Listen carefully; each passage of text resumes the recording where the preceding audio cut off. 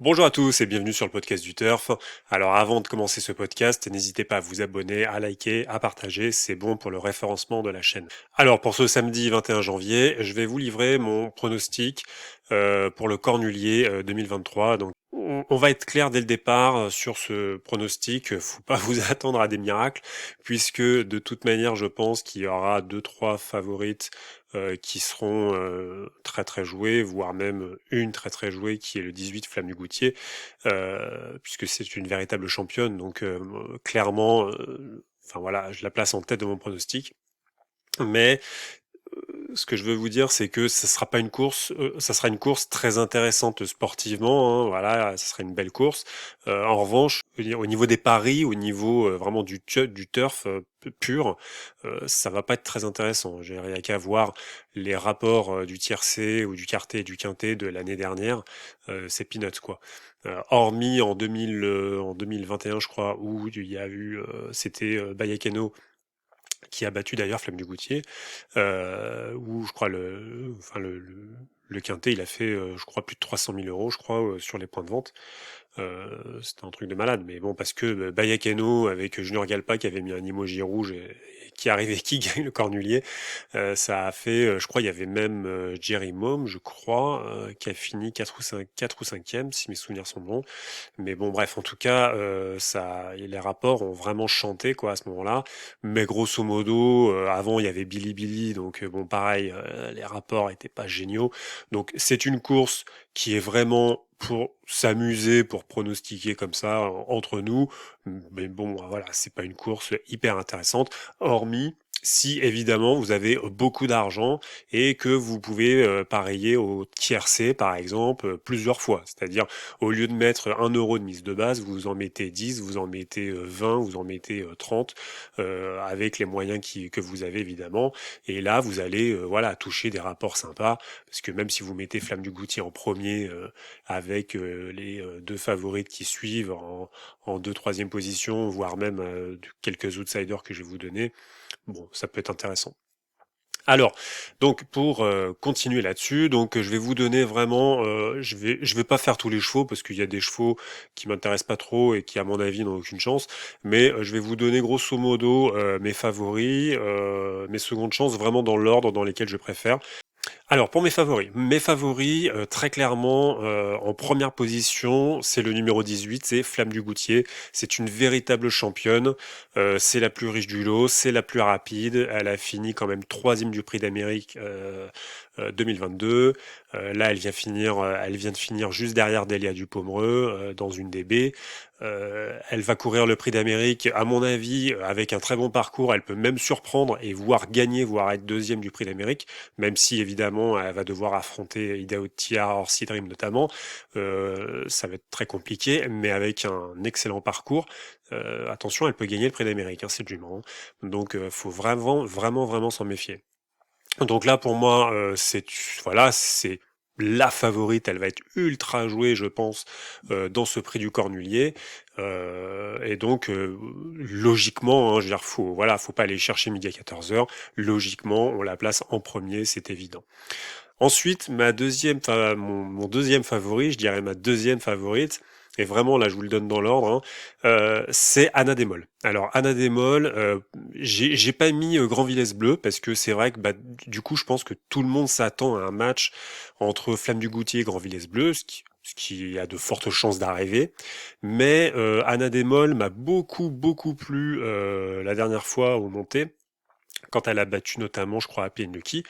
Vraiment, en plus, elle a un très bon parcours, un très bon chrono sur le parcours. Et honnêtement, avec un excellent parcours, elle pourrait peut-être, je dis bien peut-être, même si ça me paraît assez peu probable, mais bon, on sait jamais, elle pourrait peut-être battre Flamme du Goutier. C'est-à-dire que, en tant que vraiment parieur, si vous voulez, si je voulais faire quelques tickets, on va dire un peu sûr, je mettrais Flamme du Goutier en premier, avec quelques chevaux en deuxième, troisième position, si je voulais faire un tiercé par exemple. Et vraiment en ticket un peu foufou, si vous voulez, je mettrais Anna Démol en premier. C'est-à-dire que je mettrais Anna Démol, Flamme du Goutier deuxième, et ensuite quelques chevaux derrière pour la troisième place. Alexandra Brevard a une très bonne jument entre les mains là, et à mon avis, ça peut vraiment surprendre à belle cote, puisque bon, alors je sais pas du tout à quelle cote elle sera, hein, mais il y a de bonnes chances quand même qu'elle soit entre 5 et 10 entre 5 et 10 contre 1, grosso modo. Voilà, moi je la vois bien là-dedans.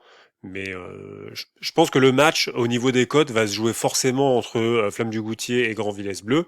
Et pourquoi pas, bah du coup, cette troisième jument là pourrait venir chipper la première place aux deux premières là que je viens de citer.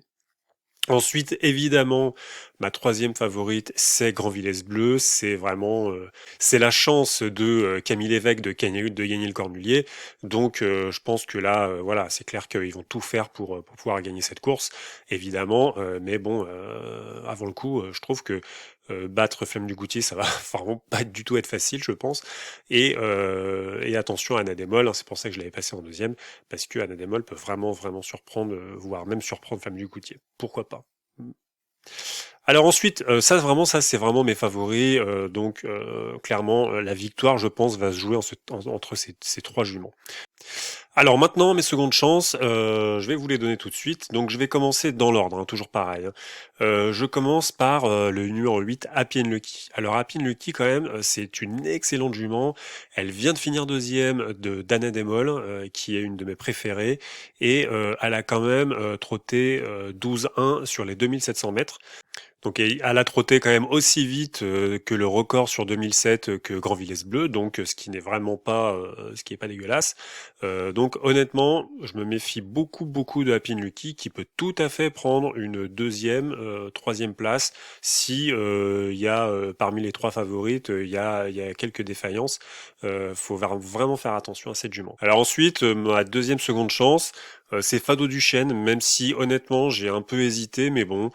Alors le problème de Fado, c'est que c'est un très bon cheval, évidemment, hein. Julien Lemaire l'a préparé pour cette course, mais alors il a fait une excellente seconde place derrière Fantasy, hein. Bon, Fantasy quand même qui est, je pense quand même largement en dessous de nos Flammes du Goutier, Anna Démol et Grand Villesse Bleu, hein, faut quand même pas se leurrer.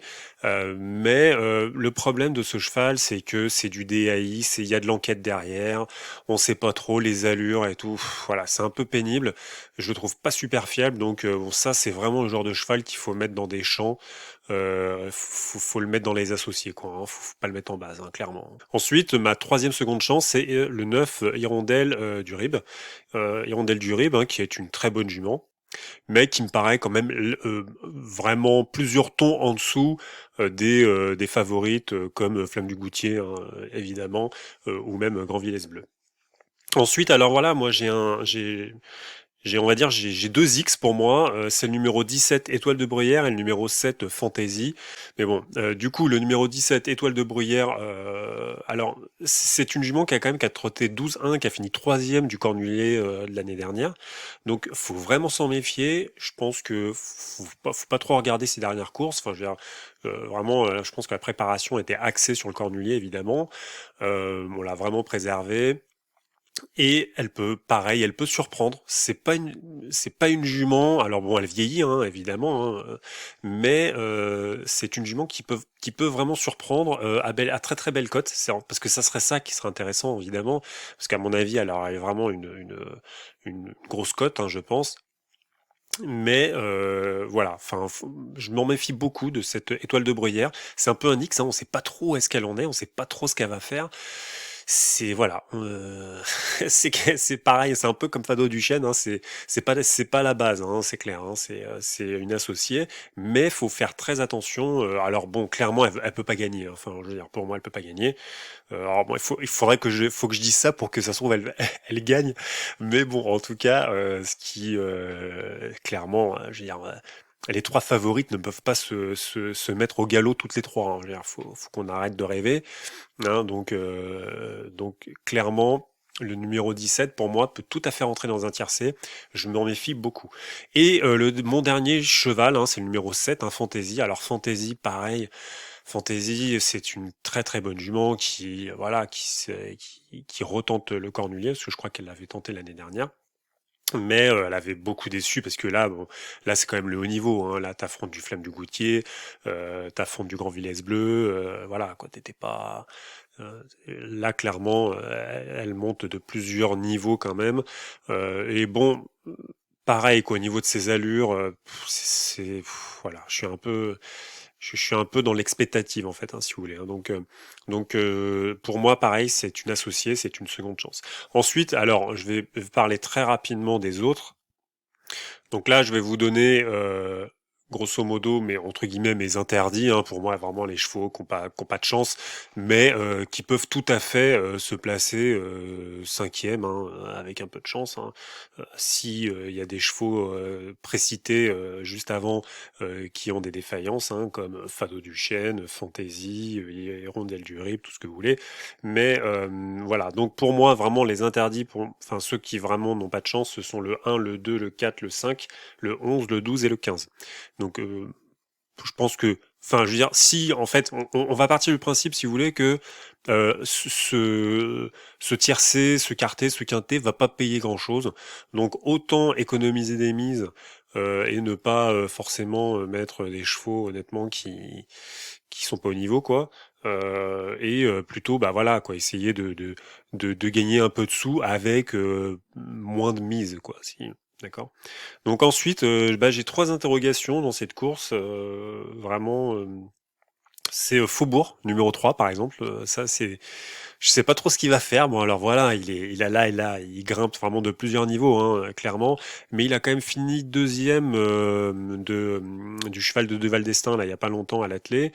Comment il s'appelle? Oracle Tiles, je crois, un truc comme ça, qui est un très très très bon cheval.